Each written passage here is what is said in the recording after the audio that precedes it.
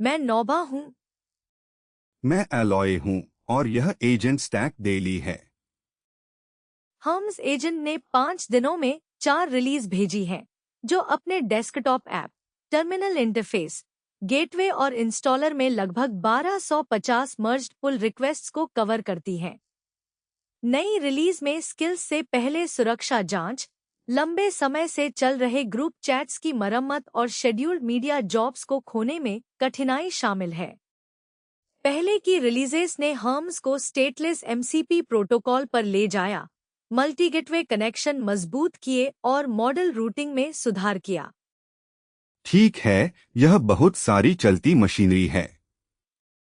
इसके अलावा शोधकर्ताओं ने दूसरा एक्सेलरेटर खरीदे बिना जीपीयू यूटिलाइजेशन 33 पॉइंट बढ़ाया। एक ओपन मॉडल ने कई एजेंट एनालिसिस में सीखा और एक स्पीच मॉडल ने पहले ऑडियो से पहले इंतजार को 90 मिलीसेकंड से कम कर दिया। लोग मौजूदा क्लस्टर्स से अधिक काम निकाल रहे हैं, अपने वास्तविक ऑपरेटिंग एनवायरनमेंट में एजेंट्स को ट्रेन कर रहे हैं और वॉइस सिस्टम बना रहे हैं जो बिना अजीब डेड एयर के जवाब देते हैं। आज आप हम्स एजेंट 8.13, 8.16, 8.16.2 और 8.18 के बारे में सुनेंगे। टीनेजर चैटजीपीटी उपयोगकर्ताओं के लिए नई सुरक्षा, स्वायत्त एजेंट्स के लिए प्रस्तावित सुरक्षा मार्गदर्शन और एनवीडिया का एआई फैक्ट्रीज को पावर प्लांट जितना बुनियादी बनाने का अभियान। Plus open weight music generation, adaptive long context memory और 14 टीमें जो एआई पॉलिसी की कल्पना करने के लिए भुगतान पा रही हैं। हम्स एजेंट ने 5 दिनों में 4 टैग्ड रिलीजेस भेजी है। 8.13 अगस्त को, 8.16 और 8.16.2 16 तारीख को, फिर 8.18 अगस्त को। साथ में वे लगभग 1250 मर्ज्ड पुल रिक्वेस्ट्स को कवर करती हैं, इसलिए यह एक साफ सुथरी फीचर रिलीज नहीं है। यह desktop app, terminal interface, gateway, installer, scheduling, sessions, bots और कंप्यूटर यूज में रोल अप है। नई रिलीज में मैटग्लास और translucent desktop treatment, Frost picker और मैकओएस प्री सेलेक्शन ऑप्शन आता है। Tabbed session send bots sidebar व्यक्तिगत बॉट्स को हटाए बिना छिपा सकता है। बॉट मोड ग्रुप चैट लंबे समय से चल रहे मेंबर टर्न्स, मार्कडाउन डिस्प्ले और मशीनों के बीच रूटिंग की मरम्मत करता है। इंस्टॉल स्किल्स अब लाइसेंस और सुरक्षा जांच के लिए Nvidia skill evaluator tier 1 advisory scanning से गुजरते हैं। एडवाइजरी वहां महत्वपूर्ण काम कर रही है। यह स्किल सुरक्षित है इसकी गारंटी नहीं देती, बल्कि जांच जोड़ती है। शेड्यूल्ड मीडिया सेंड्स कॉन्फ़िगर करने योग्य टाइम आउट, मैनुअल रन के लिए अटैचमेंट और दिखने वाले मिसडिफायर नोटिस प्राप्त करते हैं। शेड्यूलर बहुत सारी खुली फाइल्स से उबर सकता है, पुराने क्लेम्स को रिकॉन्साइल कर सकता है और अटके हुए जॉब्स को पुनः आर्म कर सकता है। सेशन डीबी को इवेंट लूप और कंटेंशन मरम्मत मिलती है, जबकि सेशन हैंड्स को डेटा लॉस फिक्सेस मिलते हैं। अपडेट कमांड अब पार्क्ड ब्रांचेस को सही से रिपोर्ट करता है और kanban activity native operating system notification trigger कर सकती है। ईमानदारी से वे रिकवरी मरम्मतें ग्लास से बेहतर एजिंग कर सकती हैं। 8.16.2 में स्ट्रक्चरल वर्क हम्स को जुलाई के स्टेटलेस प्रोटोकॉल के साथ MCP2 सीरीज सॉफ्टवेयर किट पर ले जाता है। स्टेटलेस का मतलब है कि सर्वर को हर कॉल के बीच निजी बातचीत की स्थिति संरक्षित करने की जरूरत नहीं है। प्रत्येक रिक्वेस्ट वह ले जा सकती है जो सर्वर को चाहिए, जिससे प्रोसेसेस या मशीनों में काम वितरित करना आसान हो जाता है। रिलीज में हम्स बॉट्स प्लगइन और उसके टीममेट प्रोटोकॉल के साथ साथ कमांड कोड प्रोवाइडर प्लगइन भी बंडल है और अलग रनटाइम पाथ के माध्यम से सब प्रोसेस पाइथन एनवायरनमेंट को आइसोलेट करता है। यह एक एम्बेडेड पाइथन इंस्टॉलेशन को दूसरे से चुपचाप पैकेज या कॉन्फ़िगरेशन उधार लेने से रोक सकता है। Computer use support CUA driver .20 contracts को अपनाता है, कानबन वर्कट्री डिस्पैच को मरम्मत मिलती है, स्केड्यूल्ड जॉब्स कंटिन्यूटी फ्लैग प्राप्त करते हैं और remote desktop gateway connection self healing प्राप्त करता है। फिर 8.16 डेस्कटॉप कनेक्शंस रजिस्ट्री को मल्टीपल गेटवेज और प्रोफाइलोस्कोप्ड रिफ्रेशेस के साथ मजबूत करता है। एमसीपी कनेक्शंस को हेल्थ चेक्स और डीप लिंक्स मिलते हैं, कंपैटिबल इंटरफेस के माध्यम से light LLM Claude requests prompt caching प्राप्त करती हैं और गेटवे मॉडल रूट्स परसिस्ट कर सकता है। Windows update probes, kitty keyboard support, hardened chat continuation, loop completion और टेलीग्राम डायरेक्ट मैसेज टॉपिक्स दस्तावेजीकृत परिवर्तनों को पूरा करते हैं।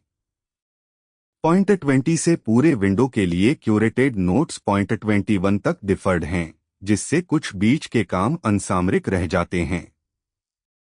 फिर भी दिशा स्पष्ट है। Harms desktop work, remote gateways, bots, schedules और टूल सर्वर्स से जुड़ रहा है, जबकि उन कनेक्शंस के स्टॉल होने पर क्या होता है, इसका समाधान कर रहा है।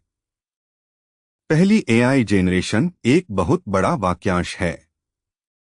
क्या ओपनएआई और कोडएआई छात्रों के उपयोग के लिए कुछ लॉन्च कर रहे हैं या शिक्षा के आसपास एक झंडा गाड़ रहे हैं? फिलहाल वे झंडा गाड़ रहे हैं। 18 अगस्त को घोषित साझेदारी छात्रों को लक्षित करती है और 3 लक्ष्यों पर केंद्रित है। एआई साक्षरता, यह समझना कि ये सिस्टम कैसे काम करते हैं और तकनीक का जिम्मेदारी से उपयोग और आकार देने की क्षमता। ओपनएआई का दृष्टिकोण मानता है कि एआई छात्रों के दैनिक जीवन में आम हो जाएगा, इसलिए जवाब असीमित पहुंच या पूर्ण प्रतिबंध तक सीमित नहीं हो सकता। शिक्षा को यह समझाना होगा कि एक मॉडल क्या कर सकता है, इसके जवाब कहाँ कमजोर हैं और मानव निर्णय कैसे शामिल रहता है। यह कक्षाओं में पहले से ही महत्वपूर्ण है, जहाँ जनरेट किए गए निबंध, त्वरित ट्यूशन, रचनात्मक सहायता और गलत होते हुए भी निश्चित लगने वाले जवाबों का सामना हो रहा है।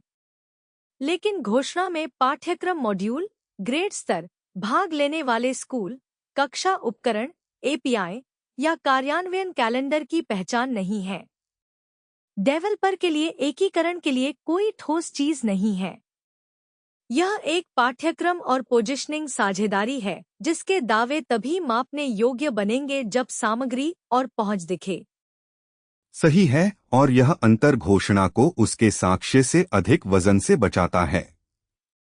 एक पीढ़ी को तैयार करना राष्ट्रीय पैमाने पर लगता है। एक साझेदारी शायद शुरू में बहुत छोटे दर्शकों से शुरू हो। महत्वपूर्ण सवाल है कि कौन से छात्रों को कार्यक्रम मिलता है, शिक्षकों को क्या सहायता मिलती है और क्या आलोचनात्मक सोच में मॉडल की सीमाएं, स्रोत निर्णय, गोपनीयता और व्यावसायिक प्रोत्साहन शामिल हैं, न कि केवल परिष्कृत प्रॉम्प्टिंग। एक गंभीर पाठ्यक्रम स्कूलों को साझा भाषा दे सकता है कि कब एआई सीखने में सहायता करता है और कब यह वह काम बदल देता है जो सीखने को जन्म देता है। यह ब्रांडिंग अभ्यास भी बन सकता है जिसका कोई प्रदर्शित शैक्षिक परिणाम नहीं है। पहुंच भी मायने रखती है। यदि कार्यक्रम विशेष उपकरणों, सशुल्क खातों या अच्छी तरह से संसाधित स्कूलों पर निर्भर है, तो यह मौजूदा विभाजन को गहरा कर सकता है। ओपनएआई और कोडएआई ने गंतव्य बताया है। पाठ्यक्रम, दर्शक, समय, शिक्षक तैयारी और पैमाना अभी आगे हैं। ओपनएआई ने किशोरों के लिए चैटजीपीटी जारी किया है, एक समर्पित अनुभव जो मजबूत सुरक्षा, स्वस्थोपयोग सुविधाओं और माता-पिता के लिए अतिरिक्त नियंत्रणों के इर्द-गिर्द बनाया गया है। कंपनी कहती है कि वह चाहती है कि किशोर एआई से सीखें, आलोचनात्मक रूप से सोचें और आत्मविश्वास बनाएं, न कि केवल जनरेट किए गए जवाबों का उपभोग करें। यह एक वास्तविक पारिवारिक बहस के बीच आता है। किशोर पहले से ही चैटबॉट्स का उपयोग स्पष्टीकरण, स्कूल असाइनमेंट, ब्रेनस्टॉर्मिंग, व्यक्तिगत सवालों और रचनात्मक परियोजनाओं के लिए करते हैं, जबकि माता-पिता और शिक्षक अभी भी तय कर रहे हैं कि सहायता कब प्रतिस्थापन बन जाती है। ओपनएआई मानक उत्पाद को बिना बदलाव के किशोरों को देना और उन्हें पूरी तरह से बाहर करना, इनके बीच एक मध्य मार्ग दे रहा है। मुझे स्वस्थ उपयोग की भाषा में दिलचस्पी है, लेकिन उसके नीचे नियंत्रणों के बिना सुरक्षा शीर्षक मुझे नहीं मिलता। क्या ओपनएआई ने बताया कि माता-पिता क्या देख सकते हैं, वे क्या सीमित कर सकते हैं, या वे सुरक्षाएं कैसे व्यवहार करती हैं? लॉन्च से जुड़ी सामग्री में नहीं। माता-पिता के नियंत्रणों के लिए कोई विस्तृत चेंजलॉग नहीं है, सटीक खाता जोड़ने का प्रवाह नहीं है, या स्वस्थोपयोग सुविधाओं की पूरी व्याख्या नहीं है।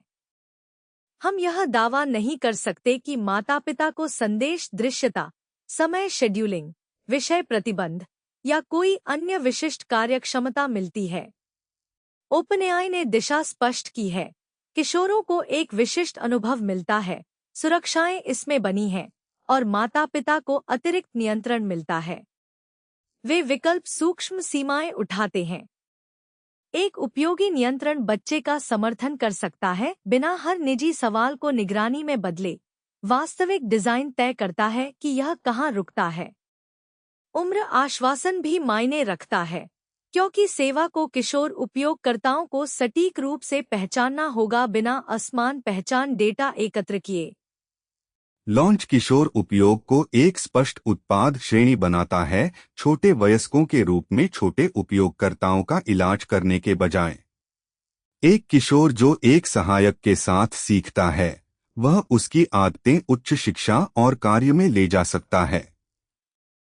स्कूलों को यह चिंता है कि यह सीखने का समर्थन करता है या असाइनमेंट पूरे नहीं करता, जबकि परिवारों को गोपनीयता, निर्भरता और बातचीत में बिताया समय चिंता है। सुरक्षाएं विश्वास, विश्वसनीय व्यवहार, स्पष्ट सीमाओं और माता-पिता और किशोरों के लिए ईमानदार व्याख्याओं से कमाती हैं कि वे क्या नियंत्रित कर सकते हैं। धर्मायाय कहती है कि उसने काम के क्रम को बदलकर समान क्लस्टर पर जीपीयू उपयोग में 33 अंक प्राप्त किए। कोई नए त्वरक नहीं और कोई हार्डवेयर पुनर्डिजाइन नहीं, लीवर था अनुक्रमण।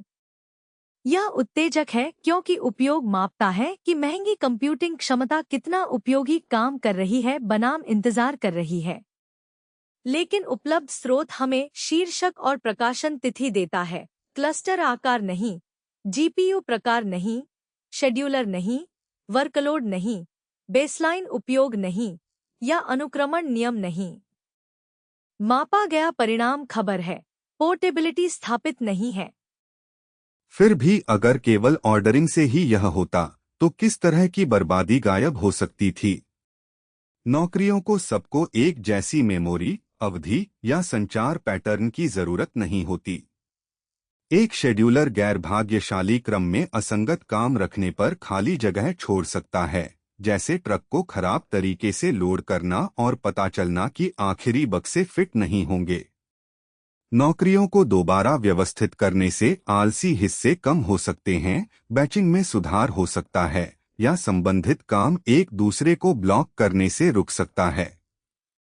ये सभी संभावित स्पष्टीकरण हैं, विवरण नहीं जो धर्मायाई ने दिए। बिल्कुल। 33% अंक 33% का सापेक्ष लाभ नहीं है। अगर उपयोग 40 से 72% तक बढ़ा, तो वह 30 अंक होंगे, लेकिन 82.5% का सापेक्ष इजाफा। हमें शुरुआती नंबर नहीं पता, तो सारांश से आर्थिक असर का हिसाब नहीं लगाया जा सकता। लंबी एक्समान नौकरियों वाले ट्रेनिंग क्लस्टर अलग तरह से व्यवहार करते हैं, बिजली के झोंके संभालने वाले अनुमान बेड़ों से और दोनों प्रयोगों से भरी साझा वातावरण से अलग। फिर भी यह दावा हर क्षमता की समस्या ज्यादा हार्डवेयर ऑर्डर करके हल करने की रिफ्लेक्स को चुनौती देता है। शेड्यूलिंग पहले से इंस्टॉल और पावर किए गए उपकरण के अंदर छिपी हुई क्षमता दिखा सकती है। अगर धर्मायाई वर्कलोड और सीक्वेंसिंग पॉलिसी का दस्तावेज बनाए, तो असली सबक 32 अंकों का सार्वभौमिक वादा नहीं होगा।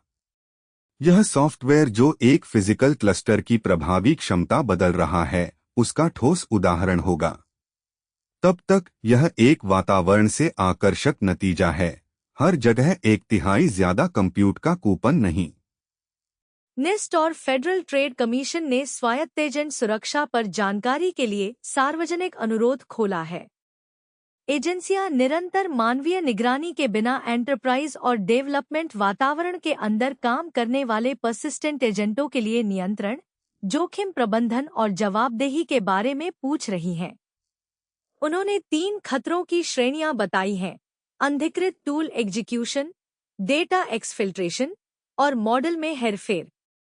यह एक चैटबॉट से जो बुरा वाक्य बोल दे उससे आगे जाता है। इसमें वह सॉफ्टवेयर शामिल है जो क्रेडेंशियल रख सकता है, टूल कॉल कर सकता है, जानकारी हिला सकता है और उस व्यक्ति के हटने के बाद भी काम करता रह सकता है जिसने उसे शुरू किया था। निस्ट और एफटीसी का जोड़ा भी ध्यान देने योग्य है। एक एजेंसी मानकों और तकनीकी मार्गदर्शन से जुड़ी है, जबकि दूसरी उपभोक्ताओं को प्रभावित करने वाले धोखाधड़ी या हानिकारक व्यावसायिक प्रथाओं की जांच कर सकती है। और यह अभी तक बाध्यकारी नियम नहीं है। अक्टूबर तक रिस्पॉन्स खुले हैं। डॉकेट निस्ट 22-26-0145 के तहत सुरक्षा इंजीनियर, एजेंट तैनात करने वाली कंपनियां और लोकल सिस्टम चलाने वाले लोग फेडरल रजिस्टर के जरिए कमेंट्स जमा कर सकते हैं। वे जवाब वर्किंग ग्रुप्स को प्रभावित कर सकते हैं जो व्यापक चिंताओं को मार्गदर्शन में बदलते हैं। निस्ट कैटलॉग अक्सर अपने औपचारिक दर्जे से आगे बढ़ते हैं क्योंकि ऑडिटर, प्रोक्योरमेंट टीमें, बीमाकर्ता और एंटरप्राइज ग्राहक इन्हें आम संदर्भ बिंदु के रूप में इस्तेमाल करते हैं। एक स्वैच्छिक फ्रेमवर्क नियामक के मानने से पहले अपेक्षित नियंत्रणों को आकार दे सकता है। एजेंसियों के चुने हुए खतरे पहले से बता देते हैं कि विक्रेताओं को कहां जांच का सामना करना पड़ेगा: टूल अनुमतियां, सुरक्षित डेटा, परसिस्टेंट क्रेडेंशियल, मॉडल अखंडता, और जब कोई एजेंट कोई ऐसा एक्शन ले जो किसी ने इरादा नहीं किया था तब जवाबदेही। आखिरी सवाल जल्दी असहज हो जाता है। कोई कंपनी स्वायत्त एग्जीक्यूशन को फायदा बताकर मार्केट कर सकती है और फिर यह मानने का नाटक कर सकती है कि हर हानिकारक कार्रवाई का जिम्मा केवल उस व्यक्ति का है जिसने स्टार्ट दबाया। क्लॉजन टू एजेंट्स को उनके असली हार्नेस के जरिए ट्रेन करता है, उनके काम को एक साफ सिम्युलेटर में नहीं बदलता। रीइंफोर्समेंट लर्निंग सभी ब्रांचिंग टूल कॉल्स और बातचीतों को कैसे संभालती है? शोधकर्ता सैंडबॉक्स के अंदर कई टास्क पैरेलल में चलाते हैं और हार्नेस से हर मॉडल कॉल कैप्चर करने के लिए प्रॉक्सी का उपयोग करते हैं। वे उन कॉल्स को संभावित बातचीत मार्गों के पेड़ के रूप में पुनर्निर्मित करते हैं, फिर उस पेड़ से सीखने के लिए रीइंफोर्समेंट लर्निंग को अनुकूलित करते हैं। एक ओपनवेट बेस मॉडल को एक साथ 2 अलग-अलग हार्नेस पर ऑप्टिमाइज किया गया था। जब इसे टर्मिनल आधारित AI coding agent Claude code के जरिए ट्रेन किया गया, तो इसने क्लॉगिमबेंच पर पास-8 एक्यूरेसी में लगभग 14.8% अंक प्राप्त किए और कई सौ ऑप्टिमाइजेशन स्टेप्स में सुधार बनाए रखा। ठीक है, यह सच में दिलचस्प है क्योंकि हार्नेस लर्निंग एनवायरनमेंट के अंदर रहता है, बाद में अटैच नहीं किया जाता। टूल रिस्पॉन्स, मध्यवर्ती निर्णय और मल्टी-स्टेप फेलियर ट्रेनिंग मटेरियल बन जाते हैं। एक बेंचमार्क का लाभ व्यापक दक्षता साबित नहीं करता, लेकिन विभिन्न हार्नेस पर ओपन मॉडल को ट्यून करने से पता चलता है कि एजेंट सुधार के लिए हर बार अपने चारों ओर के वर्कफ्लो को कस्टम मॉडल के इर्द-गिर्द दोबारा निर्मित करने की जरूरत नहीं पड़ सकती। प्रोटियस मेमोरी आधारित अनुक्रम मॉडल में एक कमजोरी को संबोधित करता है।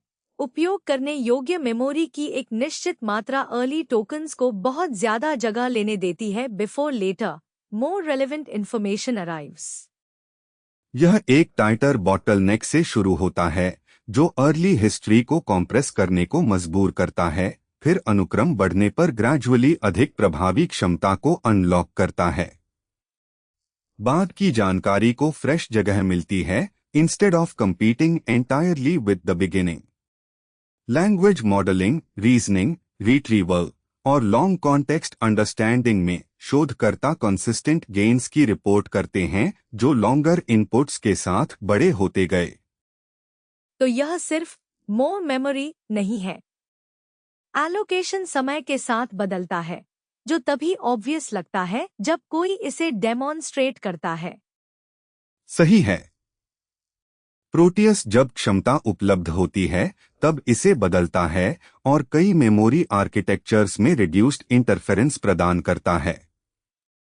यह एक फिक्स्ड स्टेट का कॉन्क्रीट अल्टरनेटिव है जो लॉन्ग इनपुट के पहले और लास्ट पार्ट्स को सेम तरह से ट्रीट करता है, भले ही वे बहुत डिफरेंट कंडीशंस में रिटेंशन के लिए कॉम्पीट कर रहे हों। ओपनएआई का ऐसे द डिफेंडर्स विंडो आर्ग्यूमेंट करता है कि आर्टिफिशियल इंटेलिजेंस डिफेंसिव सिक्योरिटी में सुधार कर रही है while also giving adversaries new capabilities. Company कहती है कि डिफेंडर्स को आगे बढ़ने का मौका है, लेकिन केवल तभी जब वे उस एडवांटेज को प्रोटेक्ट करेंगे एज ऑफेंसिव टूल्स इम्प्रूव। यह एक पोस्चर स्टेटमेंट है, प्रोडक्ट लॉन्च नहीं। स्रोत कोई सिक्योरिटी सर्विस, मॉडल या कंट्रोल स्विच अनाउंस नहीं करता। यह बताता है कि ओपनएआई कहां बिलीव करती है कि कॉन्टेस्ट जा रही है और कहती है कि कंपनी अपनी डिफेंसेस को स्ट्रेंथन कर रही है। मुझे विंडो शब्द से सावधानी है क्योंकि यह बिना यह दिखाए कि यह कितना चौड़ा है टेम्परेरी लीड सजेस्ट करता है। अटैकर्स एआई का यूज रिकॉग्नाइसेंस स्केल करने, मैसेजेस अडैप्ट करने या स्टोलन इंफॉर्मेशन प्रोसेस करने के लिए कर सकते हैं। डिफेंडर्स इसका यूज अलर्ट्स इंटरप्रेट करने, कोड इंस्पेक्ट करने और रिस्पॉन्स टाइम शॉर्टन करने के लिए कर सकते हैं। दोनों को सेम अंडरलाइन एक्सेलरेशन मिलती है।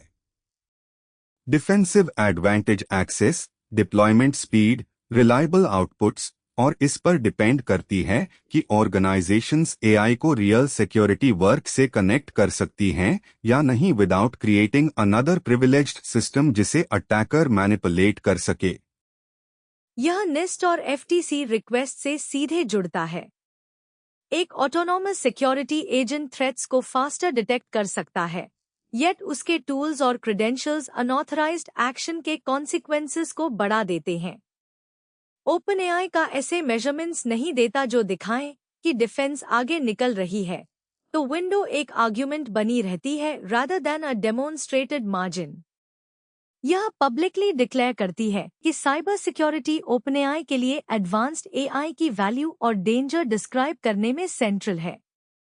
Frontier companies increasingly want to be seen न केवल पावरफुल सिस्टम्स के सप्लायर्स के रूप में बल्कि नेशनल और ऑर्गेनाइजेशनल डिफेंस में पार्टनर्स के रूप में भी। सिक्योरिटी टीम्स उस आर्ग्यूमेंट को सीरियसली ले सकती हैं without treating it as proof of a finished advantage. AI attackers और डिफेंडर्स के लिए अवेलेबल स्पीड, वॉल्यूम और एडेप्टेशन को बदलती है। यह इंटरनल ऑपरेशंस को भी बदलती है जब असिस्टेंस कोड, टिकट्स, लॉग्स और रिस्पॉन्स टूल्स तक एक्सेस गेन करते हैं। डिफेंडर्स आगे रहती हैं अगर एडेड कैपेबिलिटी अटैक सरफेस नहीं बनती। एक्चुअल डिप्लॉयमेंट्स से एविडेंस दिखाएगा कि डिफेंडर्स आगे हैं या सेम ट्रेडमिल पर फास्टर मूव कर रही हैं।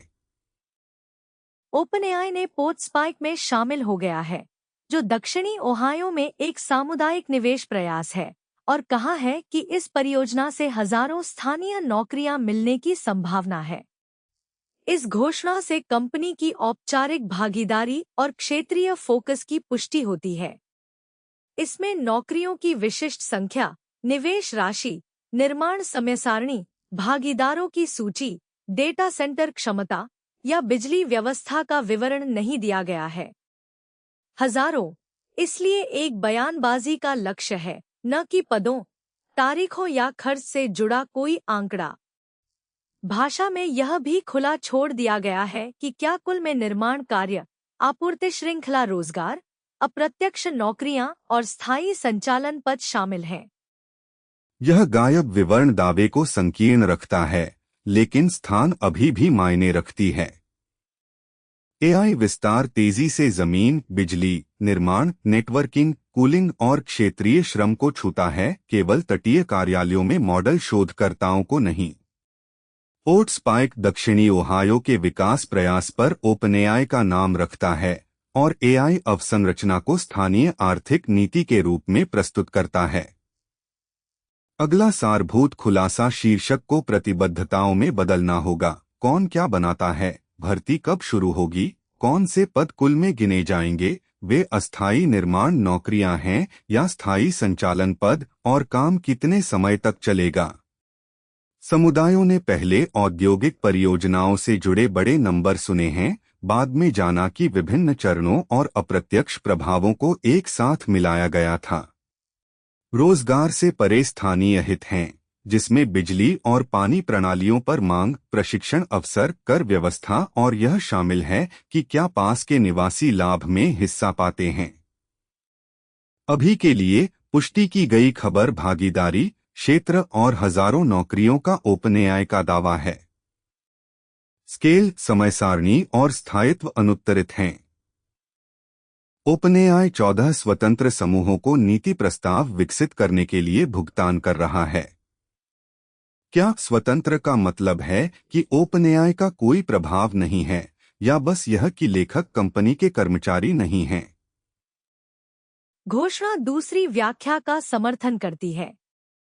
टीमें ओपनएआई के बाहर हैं और अपने स्वयं के प्रस्ताव लिखेंगी, जबकि ओपनएआई काम को वित्तपोषित करता है।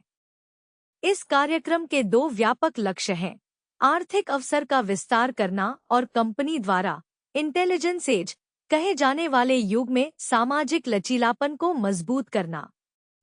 आर्थिक अवसर इस बात को शामिल कर सकता है कि एआई कार्य, आय, पहुंच, शिक्षा और क्षेत्रीय विकास को कैसे बदलता है।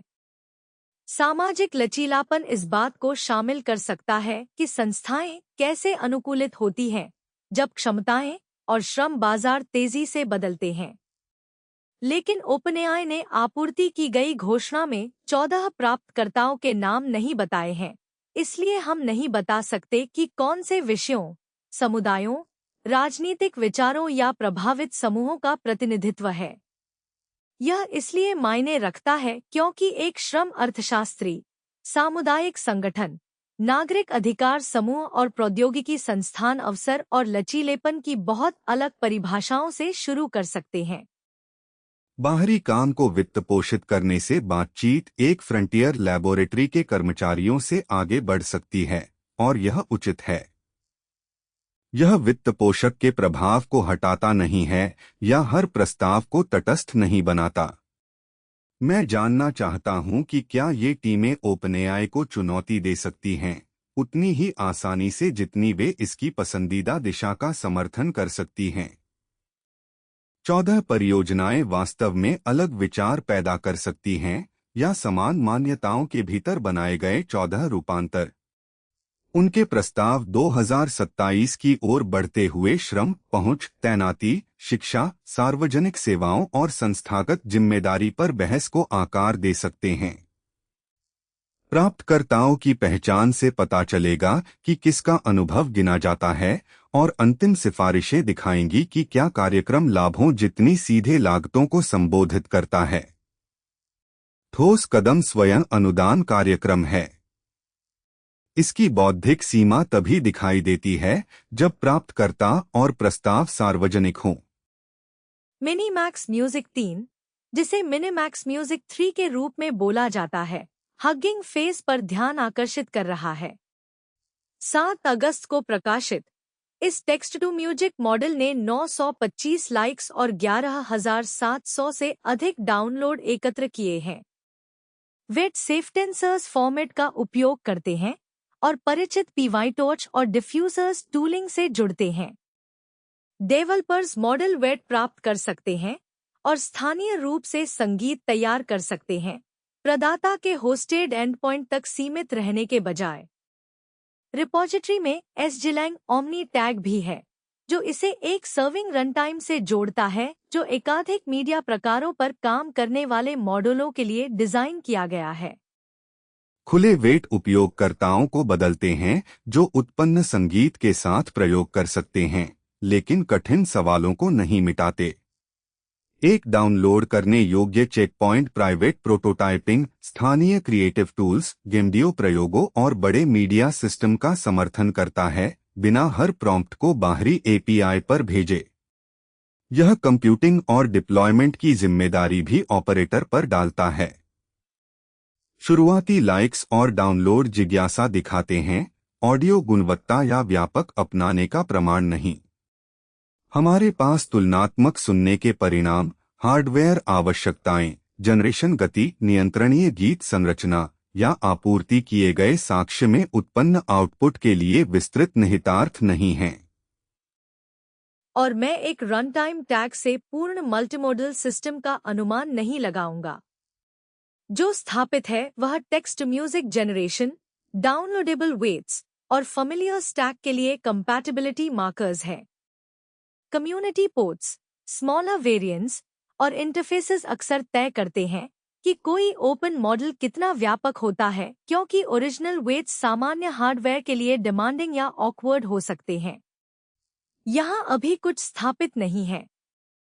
फिर भी ओपनिंग स्ट्रेच में 11,000 से अधिक डाउनलोड्स एक स्पेशलाइज्ड म्यूजिक मॉडल के लिए सार्थक प्रगति है, विशेष रूप से एक ऐसी कैटेगरी में जो अक्सर होस्टेड डेमोन्स्ट्रेशन से डोमिनेटेड रहती है।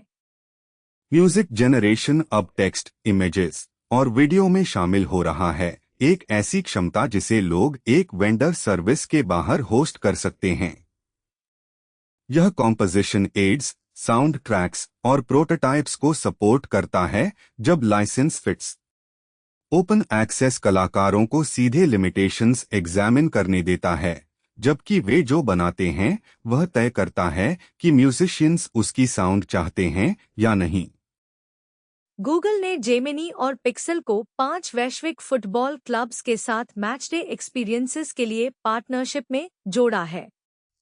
अनाउंसमेंट अपने एआई असिस्टेंट और स्मार्टफोन्स को लिव इवेंट फैंडम से जोड़ती है, लेकिन सप्लाइड मटेरियल 5 क्लब्स के नाम नहीं बताती और न ही कोई कंज्यूमर फीचर डिस्क्राइब करती है जो लोग अभी यूज कर सकें। कोई feature change log, launch date या अकाउंट नहीं है कि जेमिनी मैच से पहले, दौरान या बाद में कैसे बिहेव करेगा, जो इसे टेक्नोलॉजिकल इंटेंट वाला स्पॉन्सरशिप बनाता है, शिप्ड मैच डे प्रोडक्ट नहीं। Gemini eventually timely information, translation, creative fan content, accessibility या पिक्सल हार्डवेयर के थ्रू इंटरैक्शंस सपोर्ट कर सकता है, लेकिन गूगल ने वो फंक्शंस स्पेसिफाई नहीं किया है, तो हम इसकी रोड मैप नहीं लिख सकते। जो कॉन्क्रीट है वह डिस्ट्रीब्यूशन स्ट्रैटेजी है। जेमिनी को मेजर क्लब्स, सपोर्टर्स और रिकरिंग लाइव इवेंट्स के पास रखो। फुटबॉल एनॉर्मस इंटरनेशनल रीच और इमोशनली चार्ज्ड मोमेंट्स देती है जब लोगों के पास पहले से फोन्स हाथ में होते हैं। यह मैच डे को पावरफुल शोकेस बनाती है अगर गूगल इवेंचुअली कुछ यूजफुल शिप करता है, और वेरी एक्सपेंसिव लोगो प्लेसमेंट अगर नहीं करता। एग्जैक्टली। पार्टनरशिप गूगल को जेमिनी को कल्चर और डेली लाइफ से एसोसिएट करने में हेल्प कर सकती है, ऑफिस प्रोडक्टिविटी अलोन के बजाय, लेकिन प्रोडक्ट प्रूफ अभी भी अराइव होना बाकी है। 5 clubs repeated match days, player access, media channels, stadium settings और large supporter communities across languages provide कर सकते हैं। वे एनवायरमेंट्स गूगल को एक लॉन्च इवेंट पर रिलाय करने के बजाय फीचर डेमोन्स्ट्रेट करने के कई मौके देंगे। इनमें से कुछ भी हमें नहीं बताता कि एआई क्या करेगा, वह क्या डेटा यूज कर सकता है, या एक्सपीरियंस हर फैन का है या प्राइमरीली पिक्सल ओनर्स का। गूगल ने जेमिनी और पिक्सल थ्रू स्टेट सिक्योर कर लिया है। अब उसे सपोर्टर्स रिकॉग्नाइज करेंगे। ऐसा कुछ चाहिए जो ordinary search, camera feature, notification या स्पॉन्सर्ड क्लिप से ज्यादा यूजफुल हो। एनवीडिया कहता है एआई फैक्ट्रीज डिफाइनिंग इंफ्रास्ट्रक्चर बन रही हैं। इंडस्ट्रियल पोएट्री को हटाओ, मेरे लिए कंपनी फैक्ट्री से क्या मेंट है। एक फैसिलिटी जहां कंप्यूटिंग एनर्जी और डेटा को व्हाट एनवीडिया कॉल्स इंटेलिजेंस में बदलती है। कंपनी की सबसे ब्लंट लाइन है कि एआई इकोनॉमी में कंप्यूट रेवेन्यू है। यह प्रोसेसिंग कैपेसिटी को प्रोडक्टिव आउटपुट के रूप में ट्रीट करता है, एप्लीकेशन के पीछे छिपी सपोर्ट कॉस्ट के बजाय। एनवीडिया रिक्वायर्ड स्टैक डिस्क्राइब करती है advance chips, packaging, memory, networking, land और पावर। लैंड और पावर मैटर करते हैं क्योंकि फास्टर मॉडल रिलीज इनमें से कोई मैन्युफैक्चर नहीं कर सकता।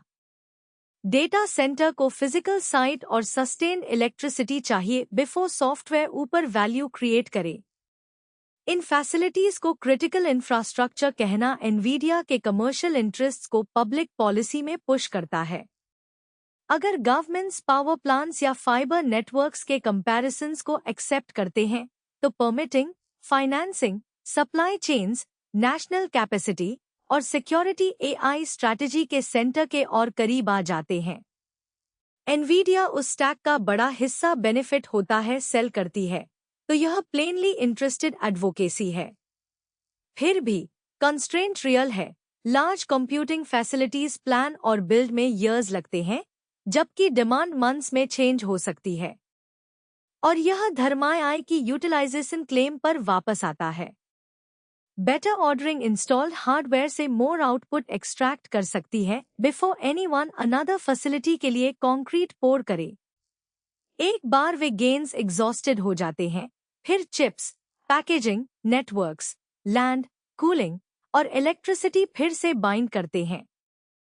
फैक्ट्री मेटाफोर इंटेलिजेंस को ओवर सिंप्लीफाई करता है। यूजफुल आउटकम्स अभी भी डेटा, सॉफ्टवेयर, इंस्टीट्यूशंस और ह्यूमन डिसीजंस पर डिपेंड करते हैं, लेकिन इंफ्रास्ट्रक्चर इंक्रीजिंगली तय करती है कौन ट्रेन, सर्व और स्केल एडवांस्ड सिस्टम्स कर सकता है।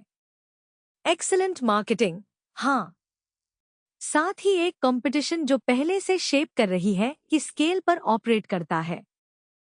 कार्टेसिया ने सोनिक 3.6 जारी किया, एक streaming text to speech model जो दोनों आर्टिफिशियल एनालिसिस स्पीच लीडरबोर्ड पर पहले स्थान पर है। इसने प्रोवाइडर वॉइस बोर्ड पर 1283 एलो और कंट्रोल्ड वॉइस पर 1123 का स्कोर किया। एलो एक तुलनात्मक रेटिंग है जो हेड टू हेड पसंद के माध्यम से बदलती है। कंट्रोल्ड वॉइस पर ध्यान देना चाहिए क्योंकि हर मॉडल को एक ही 8 संदर्भ आवाजों पर क्लोन किया जाता है। यह एक असामान्य रूप से पॉलिश्ड हाउस वॉइस के साथ आने के लाभ को कम करता है और सिंथेसिस इंजन पर अधिक जोर देता है। तो प्रोवाइडर वॉइस कहता है कि कार्टेसिया का पूरा ऑफरिंग मजबूती से लगती है, जबकि कंट्रोल्ड वॉइस कहता है कि जब आवाज की पहचान अधिक स्थिर रखी जाती है तो मॉडल मजबूत रहता है। दोनों में शीर्ष पर रहना केवल शोकेस श्रेणी जीतने से अधिक ठोस है। यह अभी भी लीडर बोर्ड के मूल्यांकन सेटअप को दर्शाता है, हर भाषा, एक्सेंट, बोलने की शैली या उत्पादन वातावरण को नहीं। लेकिन यह स्पीच तुलनाओं में एक आम समस्या को संबोधित करता है, क्या श्रोता इंजन की सराहना कर रहे हैं या क्या एक प्रदाता ने बस एक अधिक आकर्षक आवाज चुनी है। नीचे की ओर सोनिक 3.6 ट्रांसफॉर्मर डिजाइन के बजाय स्टेट स्पेस मॉडल का उपयोग करता है। स्टेट स्पेस मॉडल अनुक्रमों को विकसित होने वाले स्ट्रीम के रूप में प्रोसेस करते हैं जो लाइव स्पीच के लिए उपयुक्त है। कार्टेसिया 90 मिलीसेकंड से कम में पहला ऑडियो देने का दावा करता है, टेक्स्ट भेजने और पहली आवाज सुनने के बीच की देरी। यह महत्वपूर्ण है क्योंकि बातचीत विलंबता जुड़ जाती है। स्पीच रिकॉग्निशन में समय लगता है, लैंग्वेज मॉडल में समय लगता है और सिंथेसिस में समय लगता है। स्पीच कंपोनेंट को कम करने से वॉइस एजेंट बिना किसी पॉज के जवाब दे सकता है जो ड्रॉप्ड कॉल जैसा लगे। वह नंबर कार्टेसिया से आता है, रैंकिंग आर्टिफिशियल एनालिसिस से आती है। बीटा कार्टेसिया के एपीआई के माध्यम से उपलब्ध है, इसलिए एक्सेस वास्तविक है जबकि परिपक्वता और स्थिर मूल्य निर्धारण अभी भी खुला है। वॉइस एजेंटों को अभी भी प्राकृतिक पेसिंग, विश्वसनीय उच्चारण, इंटरप्शन हैंडलिंग और लंबे स्पीच के माध्यम से सुसंगत गुणवत्ता की आवश्यकता है। उस सीमा के बावजूद दोनों प्रोवाइडर चिन्हित और नियंत्रित आवाज तुलनाओं में अग्रणी एक कुशल स्ट्रीमिंग डिजाइन उल्लेखनीय है। तेज और पसंदीदा शायद ही कभी इस तरह साफ साफ एक साथ आते हैं। नैनोबॉट अपने पहले ट्रैक किए गए प्रदर्शन के साथ 47,134 स्टार्स के साथ आता है। यह एक हल्का self hosted Python agent framework है जिसमें tools, memory, MCP connection, multi agent workflow, automation, chat integration और एक वेब इंटरफेस है। पॉइंट 3 25 जुलाई को शिप हुआ और रिपोजिटरी 18 अगस्त को अपडेट हुई। कोडबेस मेमोरी एमसीपी 39,350 स्टार्स के साथ पीछे है, जिसमें 30 दिनों में 7,683 की वृद्धि हुई, 24.3% की छलांग। इसका पॉइंट 10.6 रिलीज 17 अगस्त को शिप हुआ और यह 158 भाषाओं में कोड को एक निरंतर नॉलेज ग्राफ में इंडेक्स करता है। ये दोनों असामान्य रूप से अच्छी तरह से फिट बैठते हैं। नैनोबॉट एक एजेंट वातावरण प्रदान करता है, जबकि कोडबेस मेमोरी बड़े रिपॉजिटरी के अंदर संबंधों का एक कॉम्पैक्ट मैप देता है। इसके मेंटेनर मिलीसेकंड स्केल इंडेक्सिंग का दावा करते हैं। एक औसत रिपॉजिटरी के लिए सब मिलीसेकंड क्वेरी और 99% कम टोकन ये प्रोजेक्ट के दावे हैं, लेकिन स्टार वृद्धि गंभीर ध्यान दिखाती है। फास्ट एमसीपी चेन को पूरा करता है, जो एमसीपी सर्वर और क्लाइंट बनाने का केंद्रित तरीका है। इसके 27,263 स्टार्स हैं। 30 दिनों में 1,049 की वृद्धि 10 अगस्त को 0.347 रिलीज के साथ। एक एजेंट व्यवहार को होस्ट करता है, एक सोर्स कोड मेमोरी को स्ट्रक्चर करता है और एक क्षमताओं को कॉल करने योग्य टूल के रूप में एक्सपोज करता है। मॉडल प्रगति नई जनरल पर्पस नाम के बजाय सर्विंग, मूल्यांकन परिणाम, विशेष मीडिया सिस्टम और डोमेन एडाप्टेशन के माध्यम से आई।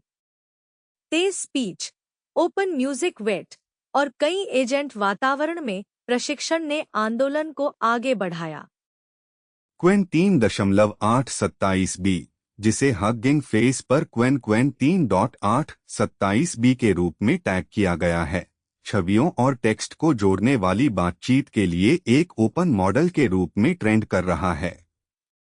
इसके 10,947 लाइक्स हैं और 665,000 से अधिक डाउनलोड हैं। वेट्स सेफ टेंसर्स का उपयोग करते हैं, लाइसेंस अपाचे 2 है और इसकी लिस्टिंग मानक सर्विंग एंड पॉइंट के साथ संगतता को चिह्नित करती है, साथ ही एज्योर डिप्लॉयमेंट रूट भी है।